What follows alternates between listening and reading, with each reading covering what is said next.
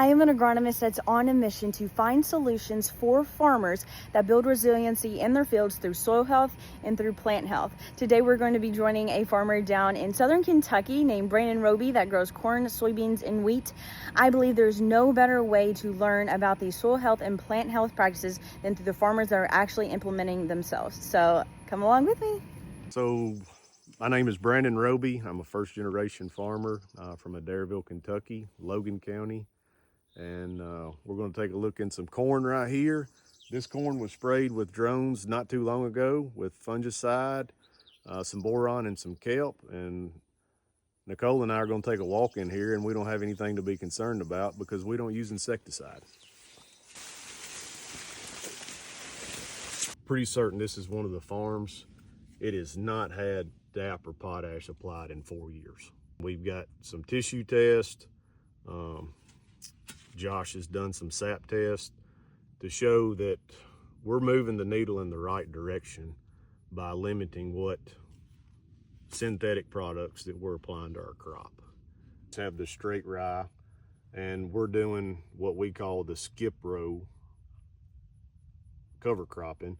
And so we would have 2 rows 7.5 inches apart of cereal rye, skip 2 rows, just trying to leave that area a little bit cleaner, easier for the strip till machine to get through, easier for the anhydrous applicator to get through in the spring.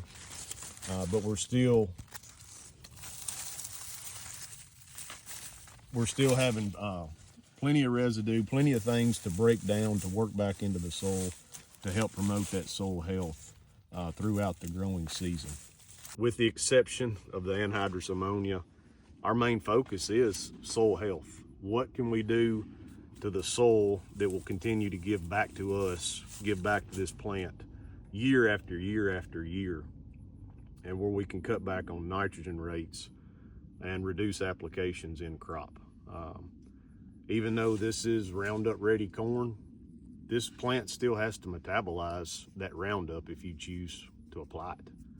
And I'm not a scientist, but common sense tells me the more things that this plant has to metabolize in a negative form is going to be a yield drag. And so that's one of the reasons we've decided to make some of the changes with our applications, cutting back on nitrogen use. We know for a fact that with adequate rainfall, we can raise 250 bushel corn year in and year out with 164 units of nitrogen. See this worm right here? I've moved just a little bit of residue back, and here's a worm on top of the ground. The anhydrous, I still feel like is kind of a double-edged sword, but one thing that still gives me comfort in it, unless you slice this worm with the anhydrous bar or it's directly hit with the gas, I can go in our fields just about anywhere the day that we put gas in the ground and dig right here beside that knife track where the gas is run, and I can still find worms in our soil. So we're not necessarily killing all of the worms by running anhydrous.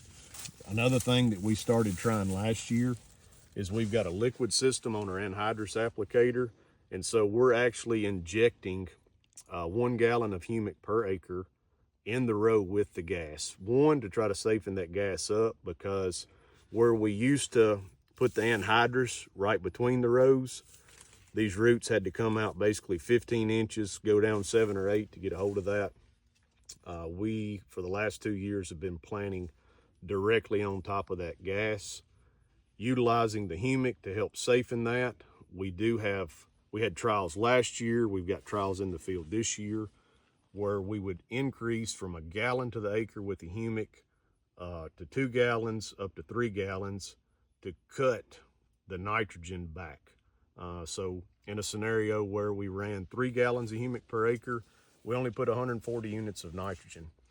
We've seen really good results with that last year, but just like anything else, we want to be able to replicate that for multiple years before we can say, look at the cost of nitrogen per unit, look at the cost of humic per gallon.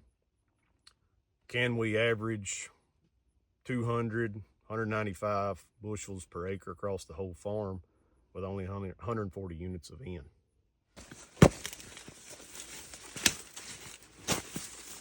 We run semi-controlled traffic, just trying to reduce compaction. And it didn't matter what we were doing. When you look at our ground speed and the gallons per acre of fuel that we were burning before we started changing things, it was night and day difference. You know, used to 350 horse tractor, you pull an inline ripper, 3.2 miles an hour, and we can go across the same fields now 4.8 miles an hour, burning less fuel, because it goes back to the common sense thing.